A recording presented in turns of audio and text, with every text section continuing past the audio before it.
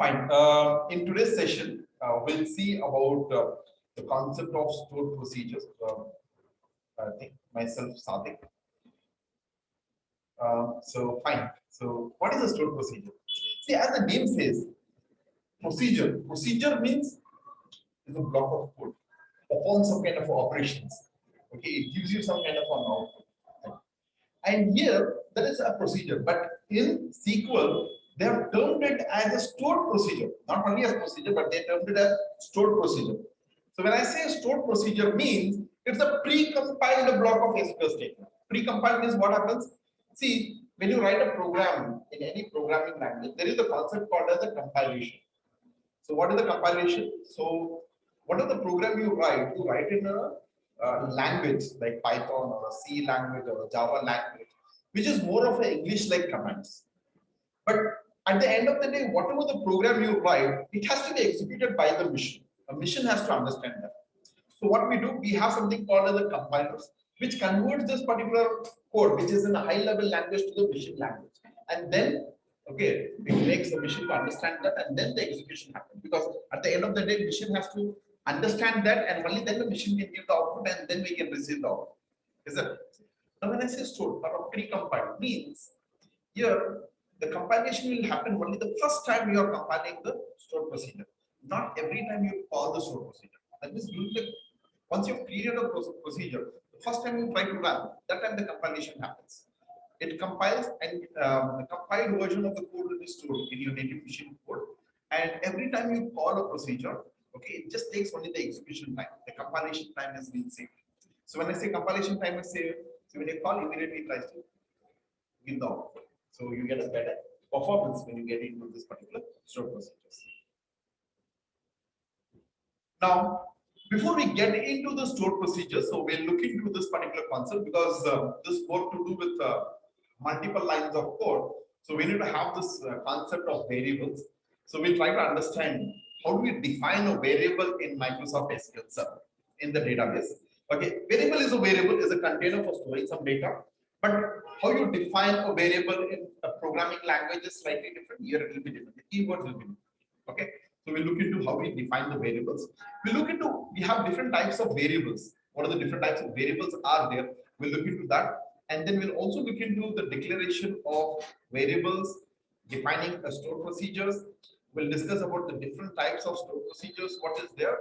And we have a lot of stored procedures, something like, system stored procedures, extended stored procedures, and then we'll also see how do we create our own stored procedure, custom stored procedures. Okay. And the stored procedures can even exchange the parameters between the users. We'll look into this particular thing also. Thank you, Bashi. Fine. Finally, we have an error handling. Time permits, we can look into it. Now, we all know what is a variable. Variables are nothing but a named memory location, which is mainly used for storing some data. So we use this particular variable. Now, nothing but it's a container for storing some information for a temporary period of time. Now, they hold the value temporary variables. Variables are used for doing the calculations of the stored values.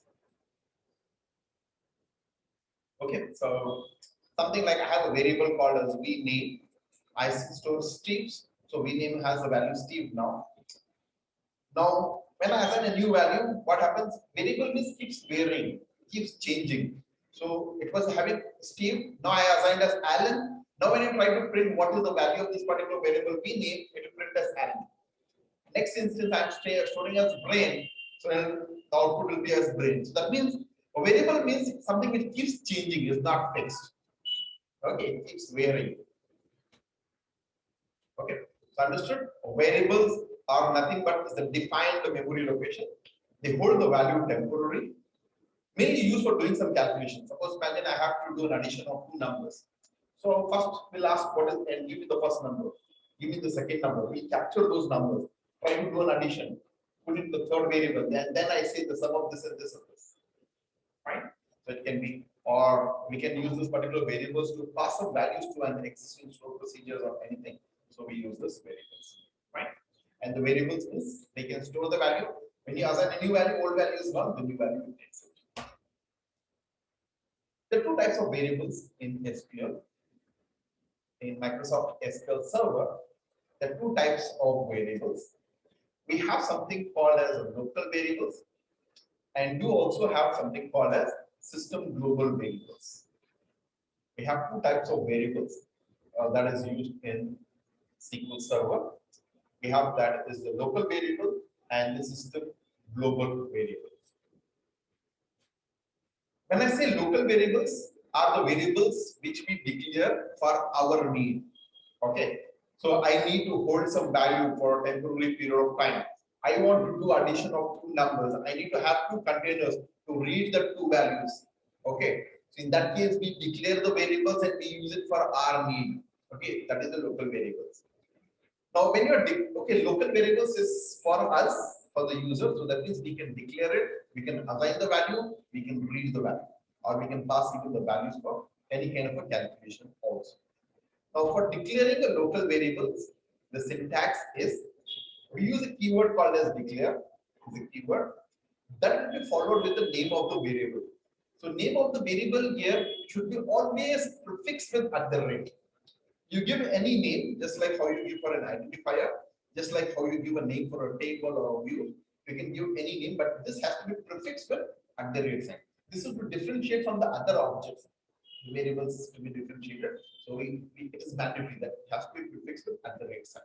So it is mandatory. That means you can give any name, but prefix that with the at the rate sign, and that will be followed with the data types. So data types we have seen when you're creating the tables, int, numeric, varchar, and all those things. You can use any of the data types. Option size also. So fine. This is how you declare the local variables. Now let's see how do we declare the variables and how do we assign the values and how we use this local variables. Let me open my SQL Server Management Studio. I'm just opening my SSMS. There you can see for declaring a variable, so we just use the declare keyword at the rate name of the variable. So I'll just say I can just say variable name is a variable of type varchar of 20 or something. Now what happens? Here I have declared a variable. The name of the variable is vname and the data type is varchar of 20 characters.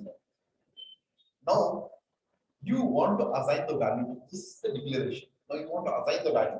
So what is that we do is we use a set at the rate vname. Okay, is equal to, I just give the name here. Say Sadiq. So that means what I have done here. So the first line of code declares the variable. The second line of code is we are assigning the value to the variable. So when you are assigning the value to the variables, we use a keyword called as set, followed with the name of the variables. Okay, and then the assignment operator equal to the assignment operator. So Sadiq is the value, that the Sadiq will be value what it is stored in this variable. Now I want to print this. Okay, so I can print like this. I just say print. Say vname. It is always at the rate. So now when I run this, you can see I'm getting the output here as Sadiq. Okay. So what I've done, so this is the declaring, this is for assigning the value, and this is for reading the value. So when you're reading, you can use a print. We use print when you want the output in the form of a script. Okay. So if you want the output in the form of a table, so we can also use a select. Select at the rate vname.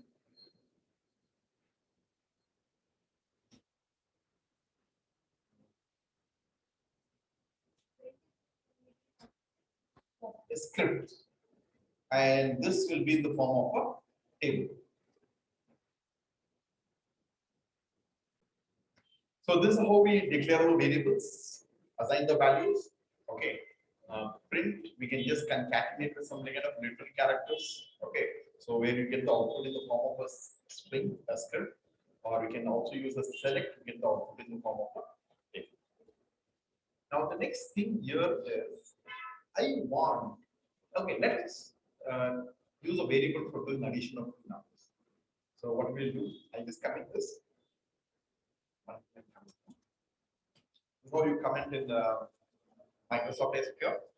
Okay, we can use 2/ or multi-line comments. So next is what is that? I want to have a variable for doing addition of two variables. So I'll just say declare the num1 is okay, good, and say declare num2. Okay, num1 and num2 are integer variables, and I'll just say declare result as okay. Should always be fixed with under it. Yes. So now we'll have this say set at the rate num1 is equal to something 10. I say set at the rate num2 is equal to 20.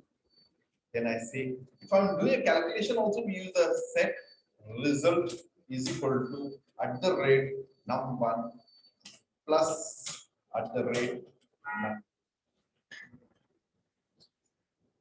So that means I have declared three variables here. Two variables we are assigning the value. The third variable we are assigning this particular expression. Num1 plus num2 value is assigned to this. Then I can just say print or select at the rate result.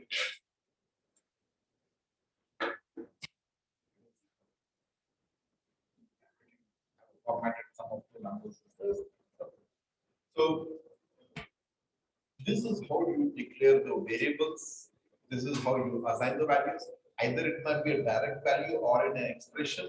So we always use set keyword to assign the values, and always at the time of declaration, at the time of assignment, as well as at the time of printing. So we always be prefixed with at the rate sign.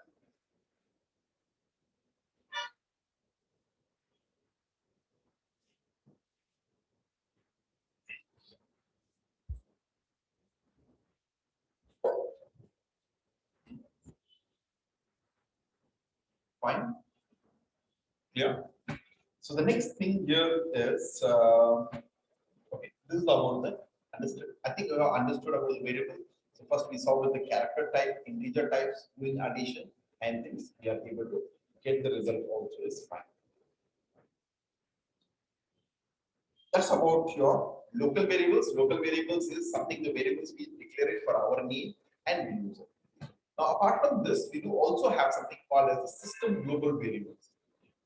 As the name says, system global means these are the variables with the help of which I can get the information about my database, about the system. So it might be like, what version of SQL you are using, what is the language you are using. Okay. Okay. So, and the difference is when I say system, they are predefined.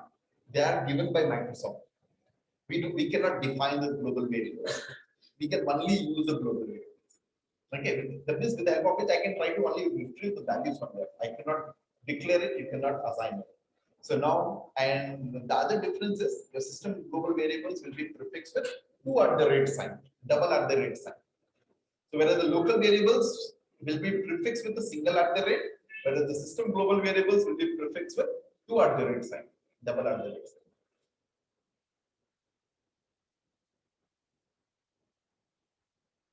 Fine. So the next thing, okay, so you want to access the system global variables, so we can just do it like this.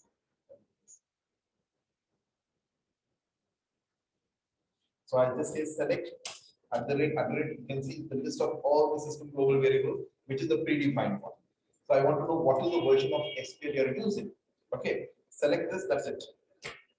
It says I'm using Microsoft SQL Server 2014, the version 12.0, x64, 32 bit. So we have what is the language I'm using? I'm using US English.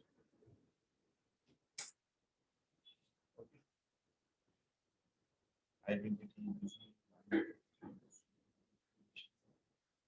Server name you want to know. So what is the name of the server? So that means it gives me the machine name where the SQL is installed, the server machine. So here I'm using a desktop version, so same machine. So the server name. Okay. So you want to get some information about your database itself. We call this as a metadata. Metadata is something which describes about itself. So we have a database. You want to have some kind of information about your database itself. What version of database, what language, what is the server name. Okay. There are many things. Even you want to know what is the error when the error is generated. So there are many system level variables. They are predefined. Only we can use it. You can try to get the information here. We cannot declare. I hope it is clear with the concept of variables. There are two types of variables in SQL Server. Local variables which we declare, assign, and use it for our need for calculations of things. That means local variables will be used given in the stored procedures. System global variables is to access some information about your database space. Now we'll get into the stored procedures. What is a stored procedure? A stored procedure is a pre-compiled. So you can see here, okay. Stored procedure is a pre-compiled TSQL statement. TSQL means what? A group of statements. Transaction. Okay, group of statements is transaction. Same as a group of statements, that means it can be not only a select statement, it can be any DML statement. Select, insert, update, any combination of multiple statements to be together. Okay, and the pre-compiled. That means you're going to write the code in SQL language, but it will be compiled on the first execution itself. So second execution, it doesn't yet recompile. So the compilation time is insane. Statements that are executed as a single block of code, okay, which has been executed as a single block of code. SQL Server provides a various system flow procedure that assist in giving the information about your database properties. Okay. So I think this is very important. Is a set of pre-compiled block of statements. When I say TSQL is a block of statements, but it is a pre-compiled, okay, that are executed as a single block of code. As you can see, so in SQL Server, they are provided with huge number of stored procedures to get the various information about your database objects. Like I want to know what are the tables are there. Like in the views yesterday, talking about sp underscore help text, it was showing me the text which was being written, the code which was written in the view. We do also have sp underscore help to get the information about your database tables. What are the columns are there? What are the fields are there? Yeah. So we have sp underscore depends is also a stored procedure. So to see the dependency, there are many stored procedures. Okay, you get the various information about your database objects. So we'll look into this. Stored procedures are generally written by the database developers or by the administrators. Either the developers or the administrators, they write the stored procedures, not the end users. End users are the people who just view the data or access the data. So the database developers or the administrators, they write the stored procedures. Okay. It is used to perform administrative tasks or to apply some kind of a very complex business rules. We use stored procedures. What stored procedure contains? It contains a collection of DML statements. DML statements means select, insert, update, delete. It can be a collection of all this, multiples of this. And you can see again, very importantly, they are highlighting it here, telling it's a pre-compiled collection of TSQL statement, which is stored with the pre-compiled. Again, and again.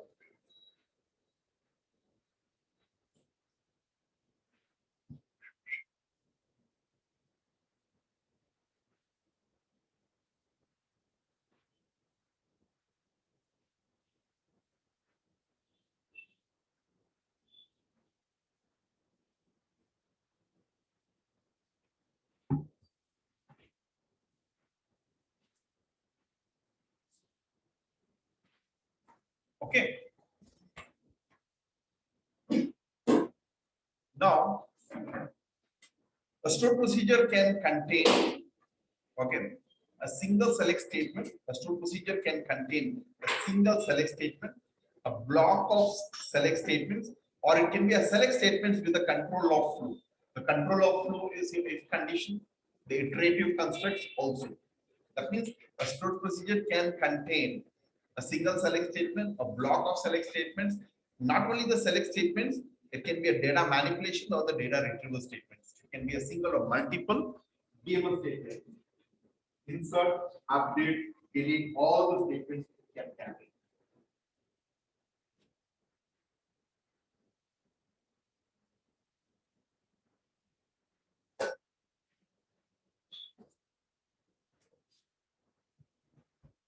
Okay.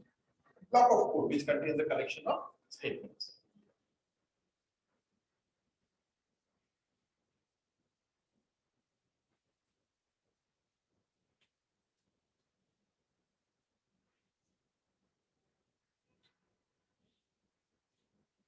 Benefits of using a stored procedure: speed, speed, speed, speed, speed, speed,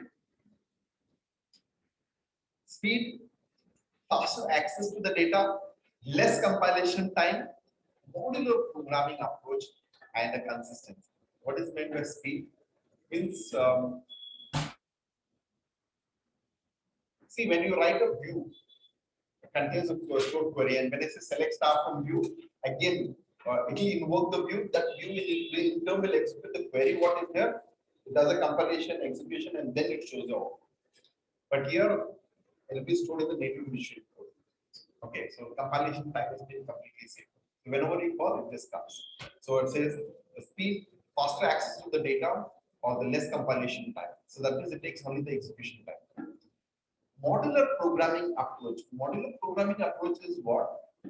I can have a set of stored procedures related to a particular table. Say I have a products table.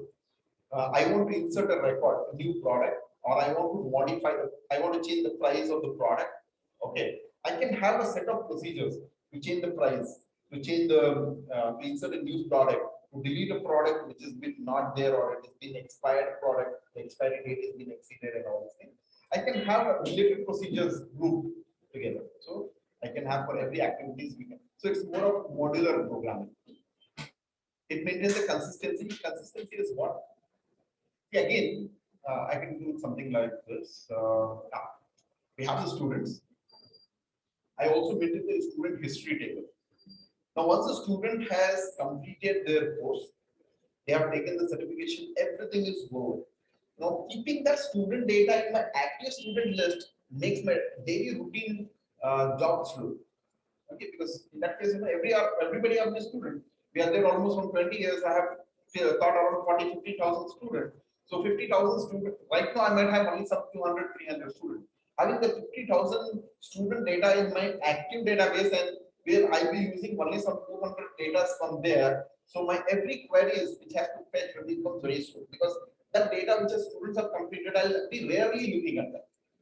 So what I do is once the student has completed, I don't want to delete it, but I make them as an alumni student, such an ex-student or student history table, and only active students. Now what happens is at the end of the month, people in this month who have completed the course, I want to remove them from the active list, but at the same time I want to push it in. So what I can do is I can create one stored procedure which can do two operations.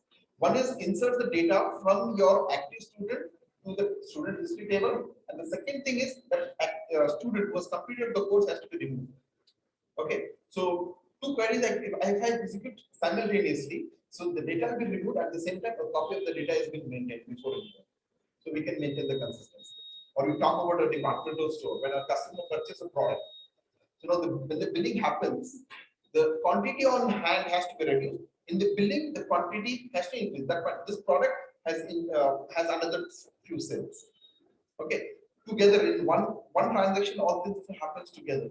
Okay, so that is where is the consistency. Like this, since you are writing multiple statements together in one block, it enhances the better security mechanism. So we can have only restricted privileges to access only what data is needed. Yeah. Next is we have different types of stored procedures.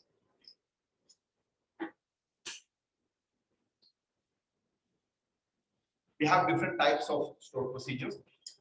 We have three types of stored procedures. One is your system stored procedures, which can be only executed like a system global variables. You cannot create it, you cannot assign it. The same way, the system stored procedures, we cannot create it, only we can execute. Apart from the system stored procedures, we do also have an extended stored procedures. Can be created and executed, but generally is again very similar to your system stored procedures. The only difference between the system and the extended stored procedure is where they are being stored. See, what happens is when you install Microsoft SQL Server software, any software you install Microsoft SQL. So under C drive, we have program files. Under that program files, it creates one folder, MS Office folder, Microsoft SQL Server folder. Under that, all the related libraries, files, and all will be there. So when I go to the system stored procedure, they are stored in the same location where your Microsoft SQL Server is installed. And that registry will be stored.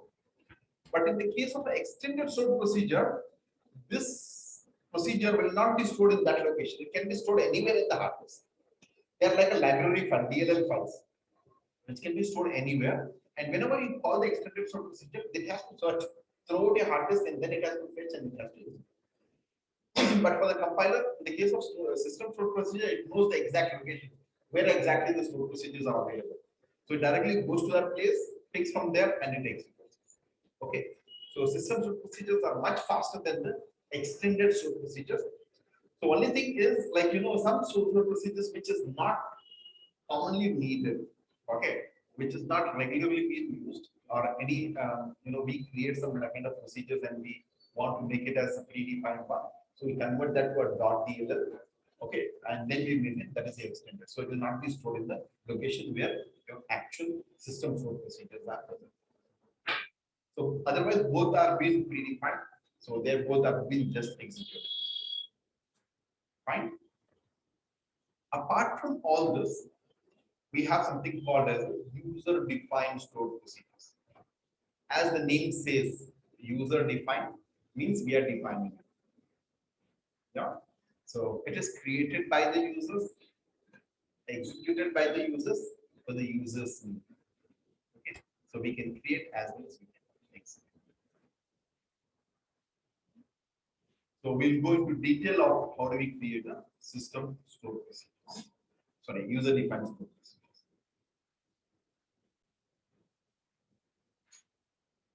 Okay. So these are three different types of stored procedures. What is the system extended as well as the user-defined stored procedures?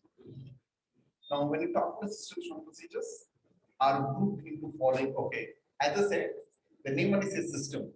It is used to get some information about your system. It's like catalogs. When you buy any product, they give you a catalog. How do you use that? What are the features are there? Okay, and all those things. What are the chipsets? What are the different components they're using and all those things? They give some big catalogs. Right? The same way, this is like a catalog. So you want to get some information to be used. We have various like catalog procedures, security procedures, system procedures, cursor procedures, distributed query, some procedures with respect to query agent procedures. Okay, even for the mails and all these things, SMS, mail extended procedures and all these things. There are many. They have been broadly classified based on the type of activities they. Okay. So even you want to have some kind of notifications, like when the database administrator is taking a backup. Once the backup is completed, he wants a notification which sends to his mobile, to his mail, telling that it has been done so and so. Because he gives a backup command and he just goes and this one. So and later he tries to check whether that was completed or not. When it was being completed, he wants some messages. So not only that, if the server is busy and all these things, they want some notifications. So for that also there are some sort of procedures. Okay. So we look into some of the catalog sort of procedures. All the information about the tables in the user's database is stored in the set of tables called as system catalog. Okay. All the information about the tables in the user's database, all the information about the tables in the user's database is stored in a set of tables called as system catalog. Okay. See, view of info. When you get into this one, okay, when you install Microsoft SQL Server, we can come up with a lot of databases. We have something called as system databases. Again, when we expand the system databases, we have something called as master, model, MSDB, MDB. So in this databases, we can see again there are a set of tables here, system tables, where they maintain the information. So now these tables, what it does is not for the user data. This is not where the user stores data and tries to read the data. It's something I say it's like a CCTV. What it does is once you install the CCTV, okay, so who are coming, not coming, going, whatever thing happens, they capture it. But what happens is when something goes wrong, that time we take the help of that.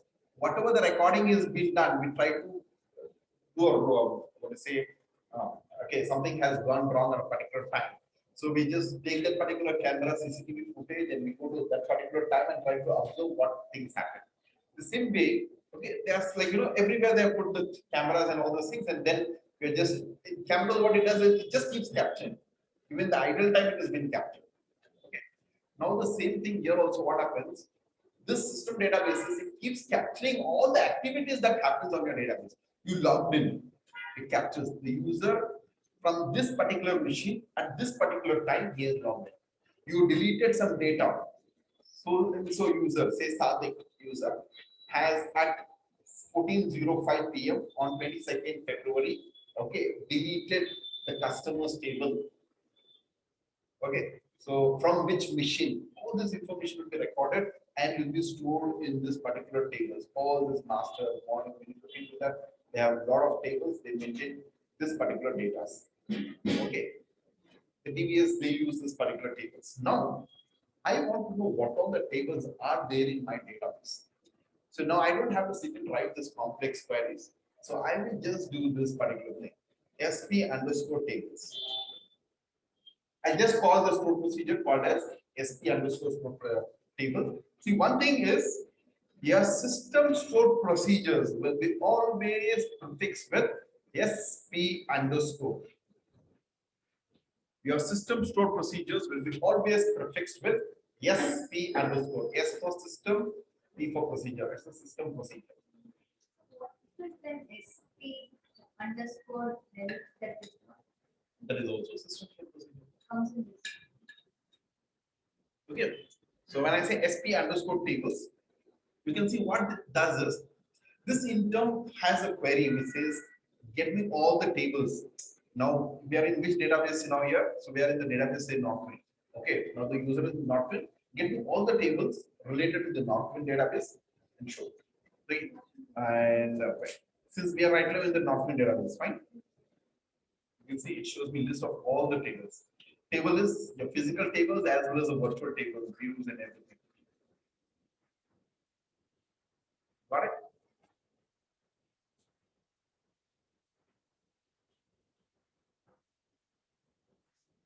No.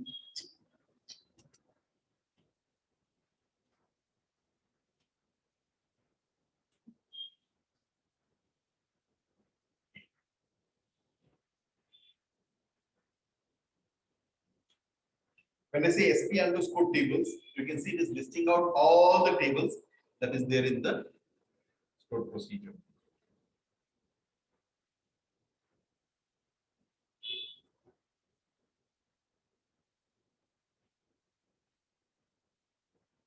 Okay. Now, the stored procedures can be also parameterized stored procedure. What is parameterized? Is like we have functions with the parameters now. Some in Excel, some function. Open the brackets, you provide some input. Based on the input, it works, is it? Okay. So now this SP underscore tables is listing out all the tables. I don't want to show all the tables. I want to see whether customer tables are there. I want to get the details. See, the tables have SP tables is getting the information like table qualification name, who the owner of that particular table, and so name of the table, and so on. Is it? So I want to get only a specific tables or a specific object information, SP tables, and provide this as a parameter. Like we use the brackets in other languages. No? We are not using brackets here, but you can just give a space and This will be the parameter. So that means out of that huge list, see, like sometimes some data can so we can just even filter it out and we can try to do the information. So this is telling me some one particular record. Okay, when I say customers, yeah, fine. So what type, what qualified is under Northway, who's the owner, review, name of the table is customer.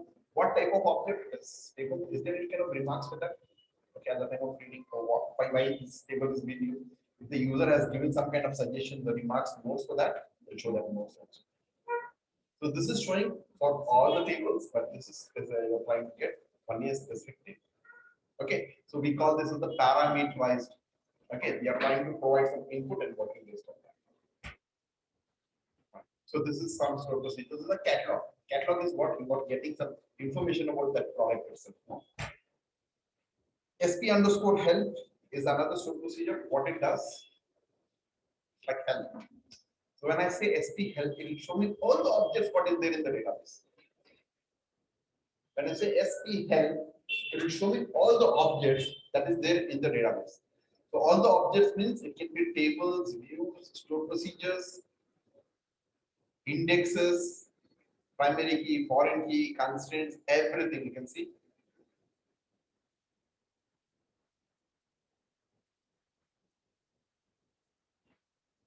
It gives information about all the objects, tables, views, stored procedures, functions, constraints, everything.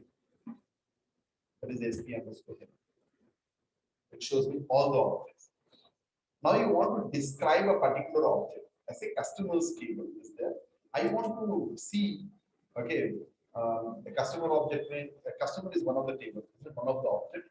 I want to describe that. I want to see what are the fields are there, what are the data types are there, who created this, when it was being created, when it was being last modified. You just use SP help with the parameter. Okay, so this will display only the information about the customers, the detailed information about them. So that is, it is describing the customers table. Yeah. So it says the name of the table is customer, owner is this, user table, when it was being created, 2021, 9th Feb. That is the day I installed it.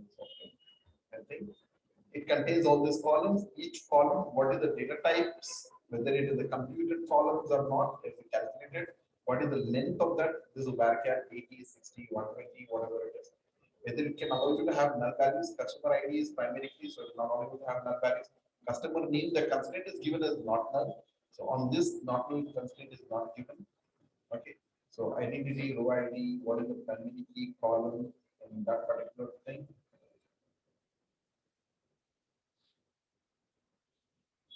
What are the indexes it gets created automatically. And you define a primary key automatically, a constraint with the name is being given, all the custom. And what tables it is referencing. The customer table is referring to orders table and the customer's demo table. It gives me the details of the particular tables. Got it? Okay. So what we understand from this is these are some of the catalog procedures to get some information about the particular objects. So it can be with the, it can even accept with the parameters. So if I'm not passing the parameters, it is showing one value. If I'm passing the parameters, yeah, still I'll be able to get another value. Okay, these are some of the system stored procedures. Like you want to list out all the stored procedures. We have this thing called as SP underscore stored. Underscore. Say SP underscore store underscore procedure. This will list out all the stored procedures what is there. You can see customer history and you can see here all this SP underscore starting with. They are like system stored procedures. There are so many. Okay.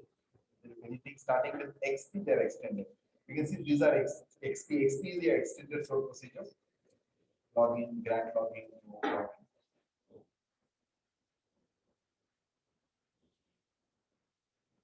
These are like the user has created, like it's not starting with yes.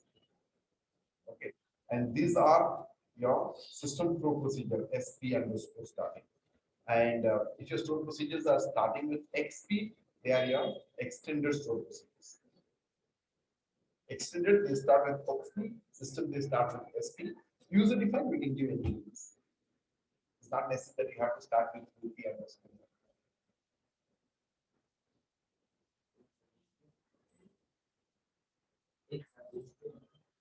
XP is extended stored procedure. SP stands for system stored procedures. And with user defined, we can give any names. Can we prefix with P? That will be better. Telling us the procedure. So SP underscore stored underscore procedure will describe all the stored procedures itself.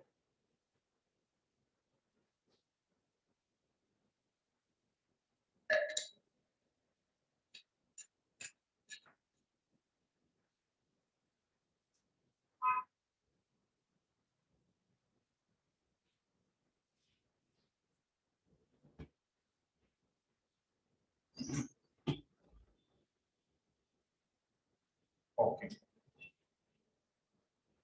these are some of these stored procedures. SP underscore databases will list all the databases. What is there in your server? Like say SP underscore databases, this will list out all the databases that is there in our server.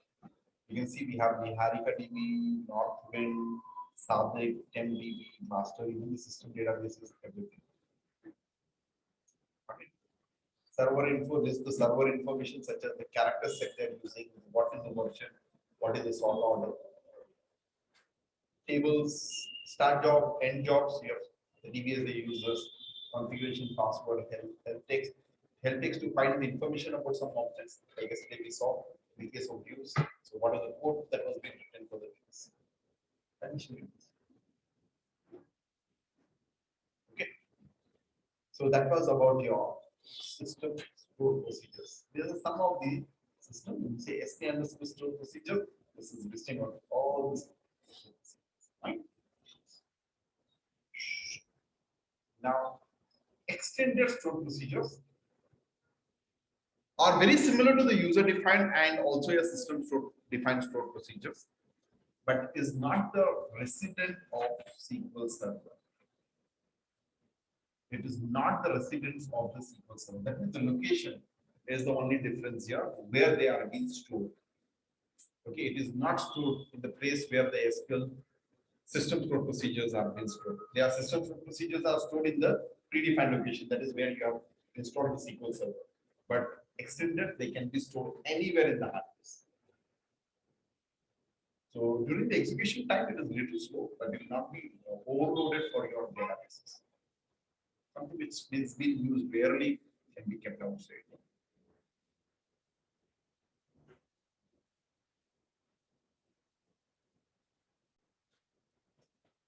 So now, yeah, extended stored procedures, they work outside of the SQL server and they are being stored as a DLLs. They are work outside of the SQL server and they are stored as a DLL.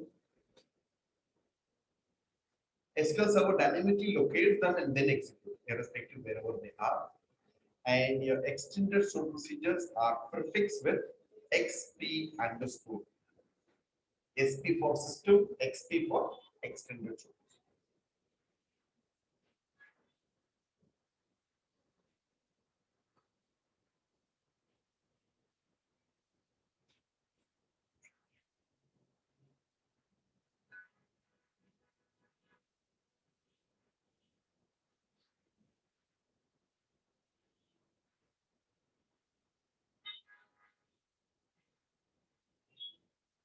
So example of your extended stored procedures are, we have something called as XP underscore file exists to check whether a file is existing or not.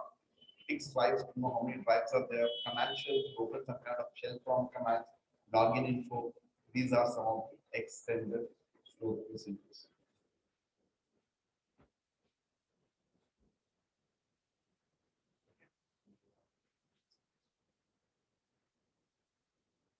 Okay. Next is we'll get into the user-defined stored procedures. These are important.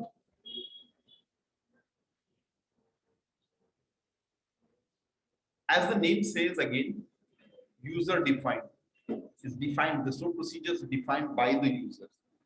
Okay, so we create this one and we also execute this. So rules for defining the system procedure, you must have the permission. You must select the name that follows the rules of the identifier.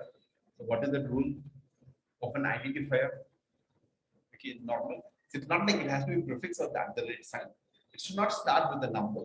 It should not contain a space. It should not contain special characters like slashes, dot, and all these things. Yeah, underscore is allowed. Okay, those things we need to follow. Try to give what exactly the kind of activity it is doing. So try to give a relevant name. So since XP and SP is prefix for the system in this one, so it is better you follow kind of some kind of a standard naming convention. Like I prefer like P to be prefixed with the this one, but it's not a hardcore. The stroke procedure can have up to 2100. The stroke procedure can even take the parameters, extend the parameters. It can have up to 2100 parameters. Okay, procedures can be nested up to 32 levels. A procedure can call another procedure. So up to 32 levels of nesting can be done. Okay. These are some of the rules that you need to follow when you're creating the stored procedures. One is give a good name. The objects what you are referring to the stored procedure, the table names and all these things. Ensure that the tables are existing, they are active. You can have parameters to exchange the inputs. And a procedure can also call a procedure that is called the nested procedure.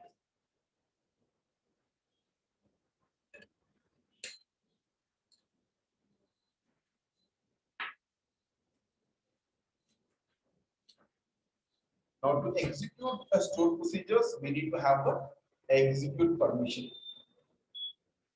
To execute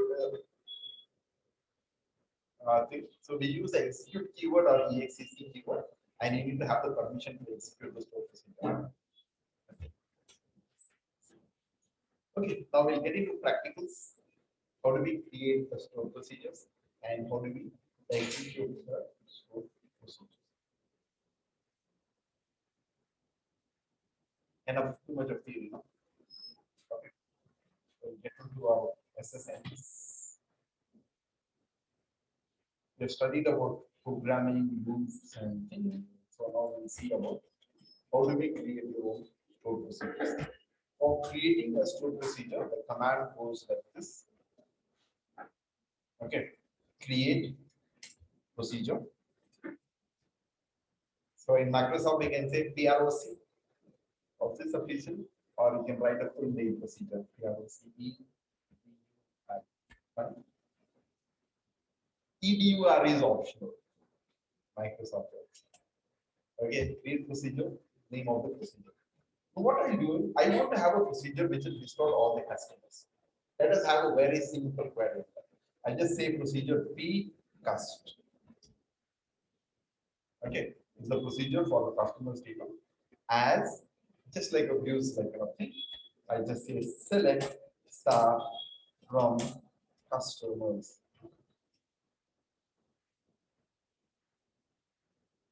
Just like a view. Instead of view, I'm using a procedure. That's it. Okay, that is different from the views. So now I'm just trying to create a simple procedure. You can see it says command completed successfully. That means this is the PDL command, which is creating a procedure. So command completed, that means the procedure is been created. Now once you have created this procedure, how do we call a procedure? To call the procedure, we use the execute keyword ex and the name of the procedure P. In the case of views, we say select star from view. But in the case of procedure, we say execute name of the procedure. You can see it is equivalent to writing this query. So we just say execute procedure. Simple. You don't have to write execute fully. We can also say like this exec. If you write exec name of the procedure also works. Some people like, why should I use execute? Why should I use exec? Why don't I write only the name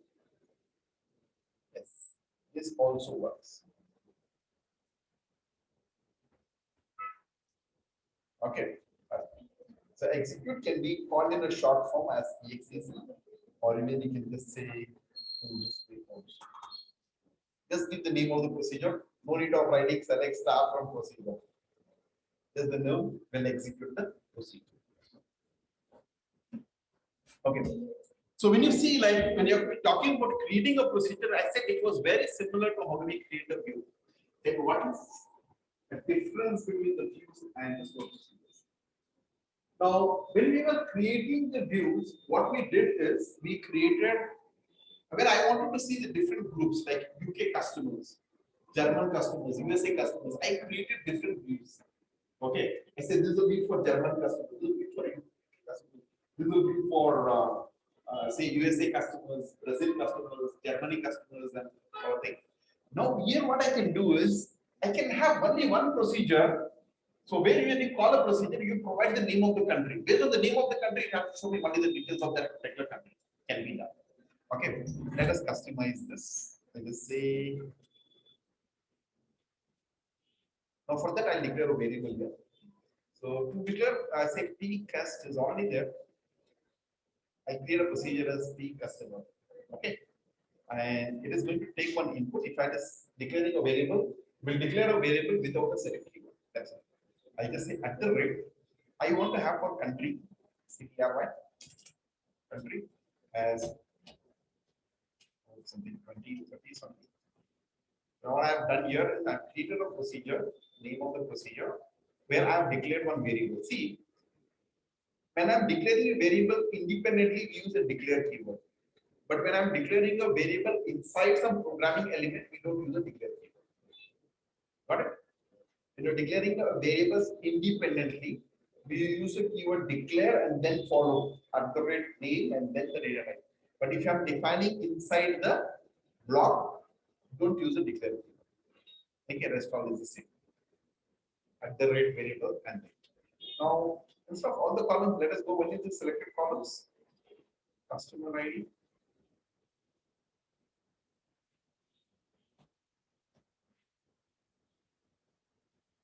Name. Name.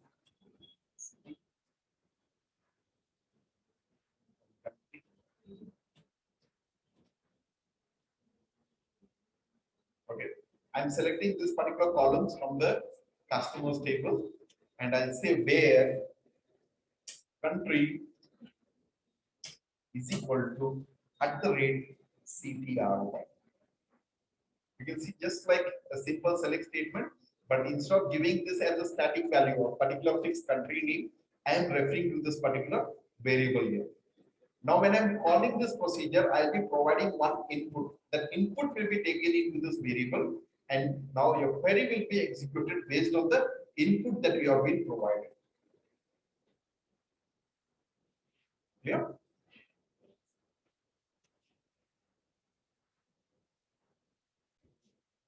So now I've created this procedure, which is taking one input as country, and the query is being written. Okay, getting this column from the customers where country is equal to whatever the input you provide. Now let me compile this procedure. First time when you're running, okay, the compilation happens. See, in your SQL server or in your database, when the compilation happens, what are the things will be checked? See, when I talk about compilation, the first thing is it checks whether the program is correct, the syntactically whether it's correct. The second thing is it converts to the machine code. When it comes to the database, what are the things happens in the case of compilation is first it checks whatever the object that we are using. That is, I'm referring to this particular table, whether this table is there in your database or not. Then in this columns, whether these columns are there, same name or not. The third thing is who is the user who's writing this command, whether this guy has the permissions to write that particular query or not. If everything is fine, then it checks whether the statement is correct. Select the column names from the table name, the group by is having after having clause. If that is there, it's invalid this one, no? It has to check even the syntax. The syntax will be checked later after this. Okay. Now, if everything is fine, Then it gets converted to machine code and then executes. Okay. When I talk about the procedure, this happens only one time, first time. Okay. Later, when you call this, it just takes the time of execution. Okay. I execute this. Let me execute this. Command completed successfully. That means I have a procedure by name pcust, which is going to give this code. How to call this procedure? Optionally, we can say execute. Okay, or I can just say like this. When I get a chance to write in a shortcut way, I'll be happy person. Customer. Okay. Now, when I say p customer, you can say I get an error here. That means this procedure is expecting a parameter here, which is not been supplied. Because it has one variable. So when I say it has one variable, you need to provide the value for that variable. It is mandatory. Okay, since you're calling without the parameter, it is throwing you an error.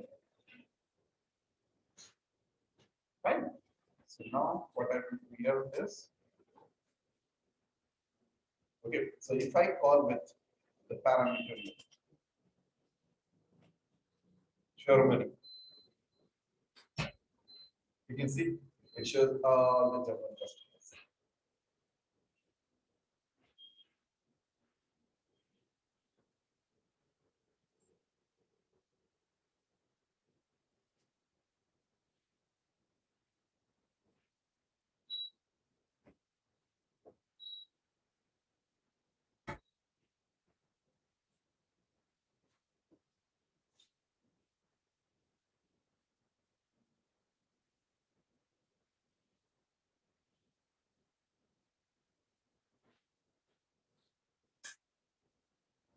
Okay, so now if it's showing Germany, if I say UK, you can see I'm able to get the UK customers.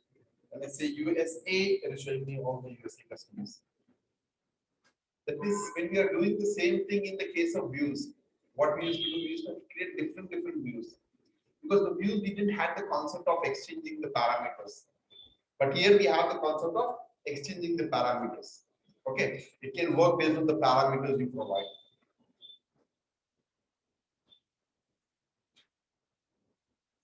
You can have one or multiple parameters also.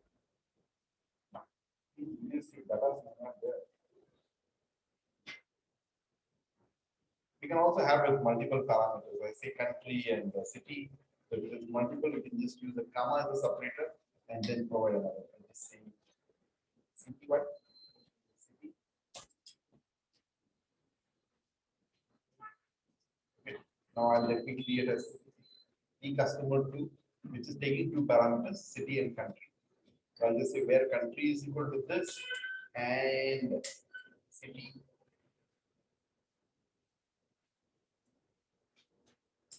Is equal to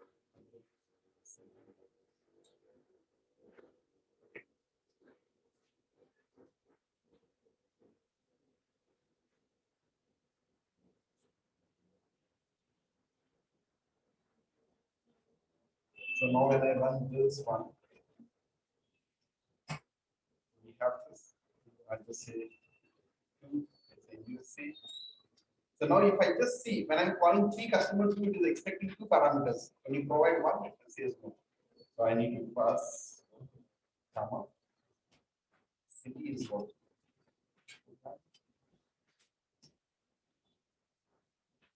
There are two customers from USA format.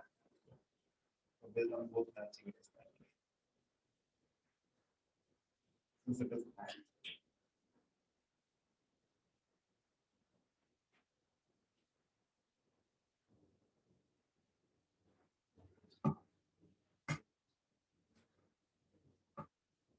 Yeah. So this is working based on the parameters.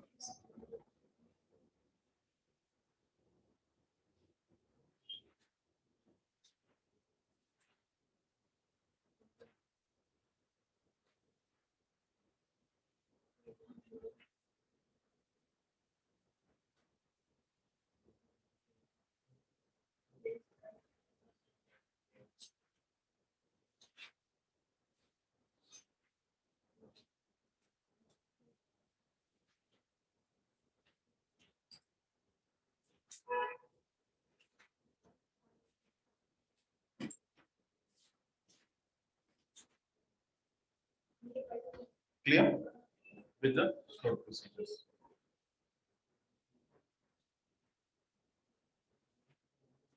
So the parameter stored procedures are nothing but the stored procedures where we can exchange the data between the stored procedures and the called program. A stored procedure communicates with the calling program through its parameters. Parameters can be passed when the stored procedure is being executed, as we have seen now. You can choose to allow the input or output values from the stored procedures. We can also return the values, output parameters also. So we can just look into that. So when you look into this particular stored procedures, it says create procedure air parameters. It is taking three inputs: source, destination, and air values. Okay, and based on that, you can see I've just written a query here, selecting the columns from the different tables: source, destination, airport, aircraft, four different tables, and you can see it is based on the source and destination and airlines. So when I call this particular procedure, I'll just be calling it as execute air parameters from Mumbai to Delhi, Jet Airways. So I want to know what are the flight which goes from Mumbai to Delhi in Jet Airways. It says, okay, there's a flight on this of days. So you can give source, destination, and the airlines. Okay. So based on that, something like this kind of operations that we can do. That is what we have studied here also. Not only that, see, as I said, in the case of views, you can have only select statement. But in the case of a stored procedures, you can have even the DML statements. Okay, let us do that. Let us create a stored procedures to insert a record into a table. So we have M table now. The student for M, we created one table yesterday. M table is it?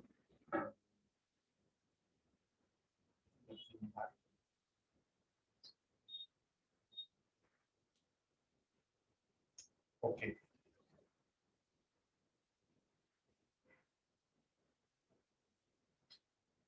As this M table, I want to have a stored procedures which is going to add a recording to this particular M table. Okay. So for this, what will I do? I just say create procedure, name of the procedure, and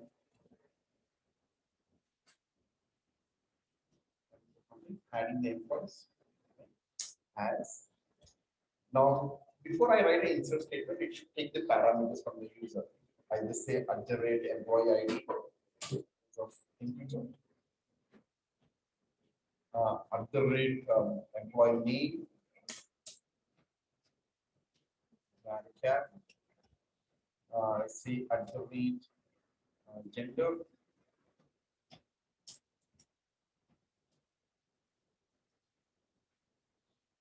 say salary,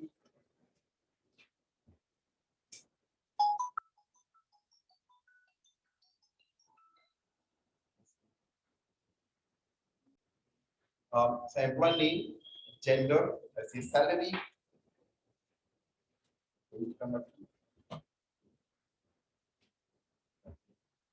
and department number.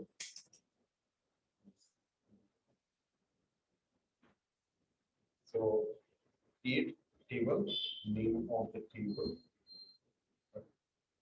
create procedure, name of the procedure, mentioning what are the parameters it is going to take, and then as, and then we will follow with your SQL statement. Now here I want the insert statement. Insert into what is the table name, M, M from values. The employee ID, I will say @EID. Employee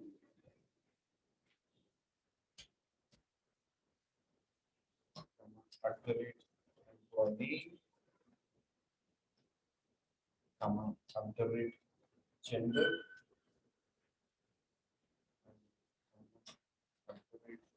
slash,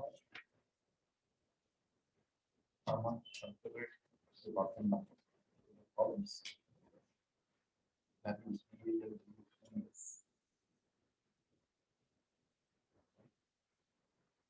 Insert into the table name values in that. So that is when you run this.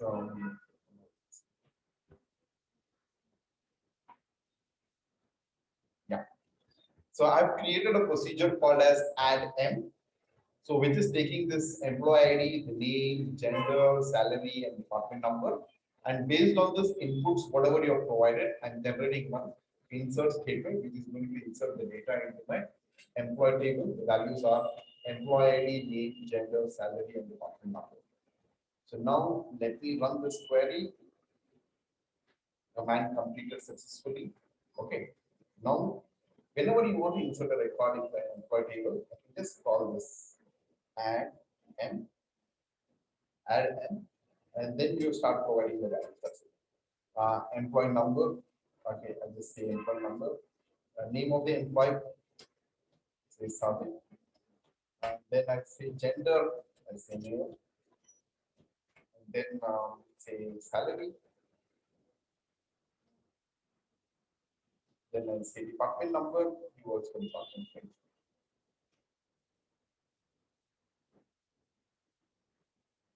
Check constraint generation.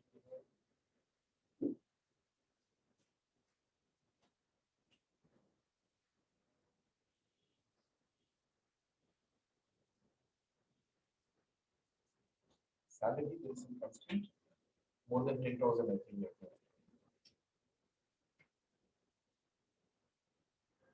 Salary everything should not be less than 10,000. Okay. So when I'm inserting a record, you can say I'm calling this person. See, this will be created one time. This will be created one time. It's an object now. So every time you want to insert, you don't have to write insert into table name value. So like this, you can have multiple statements there. As I said, you want to transfer the data from one table to another table, then delete, then okay, multiple group of operations can be given in the single one.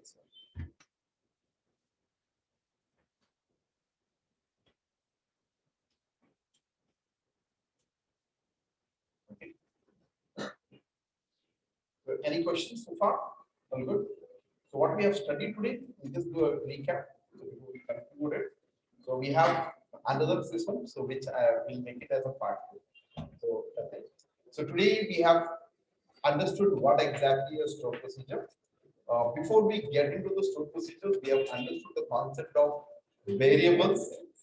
Variables are nothing but is a named container for storing the information for temporarily. Okay.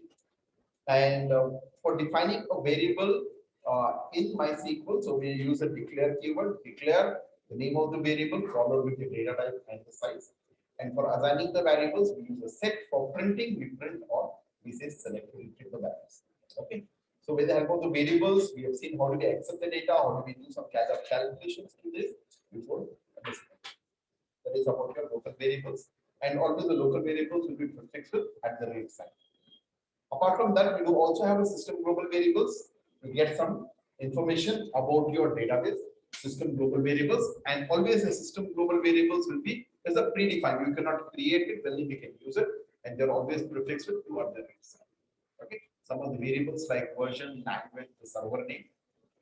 Then we went ahead with the stored procedures where we saw the definition is nothing but the pre-compiled block of TSQL statements. Okay, that means the first execution it does a compilation and will be stored in the native machine code, and every time you move on, it just takes the execution. The advantage of this is having a modular approach of programming, maintain the consistency across multiple tables, and also speed, so less compilation time. So it's the advantages of this.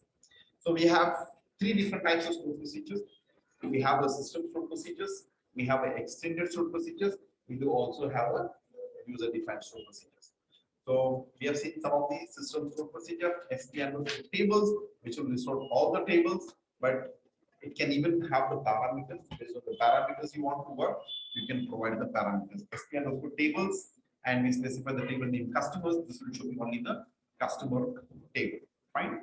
So same way, SP help will show me all the objects in your current database, and I say SP help and the name of that respective object. This will explain only that particular object what is there in your database. The detailed description of that is like describing the data.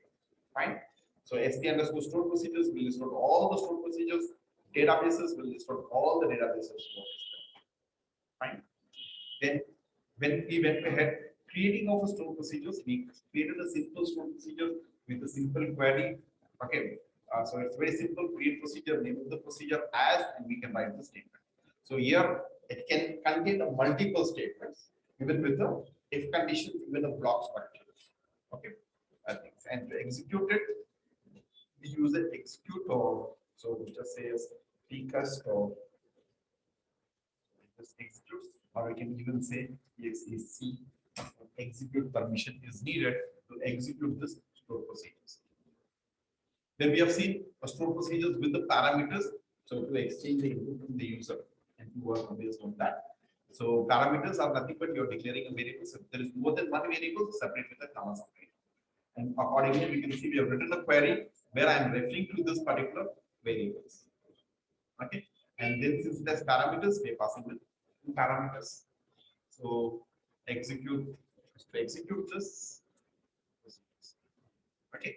Now, with the help of the stored procedures, it's not only you're going to write the retrieve the data, we can even do any of the data manipulations. We have seen how do we insert a record through the stored procedures. Add M is the procedure what we created. Since this table has this particular columns, just mentioning that particular variables. Okay, so that is we are when you're calling the procedure, we'll be taking this particular parameters. Based on that, the insert statement is being generated. So this creating it. Fine. We do have more things to learn on this. So we can see how do we have some kind of optional parameters. We also see like, how do we return a value back from the procedure. So we can have something called the different modes of parameters. We have something called as in and out mode. So you want to return some value, something like, if I provide an employee number, I want to know his name, his designation, his salary. So if I provide a roll number of the student, it has to give the complete details, his name, his marks, and all this thing. So how do we get this? We can look into it. So we have different modes of parameters, in and out mode of the parameters. So that is it, which will be covering in the part 2 of the store procedures. Right? And also we'll see how do we return a value using a return keyword using those procedures. And finally, we'll also see how do we handle the exception, the runtime error, exception handling using the store procedures. So as of now, we'll conclude over here. Thank you.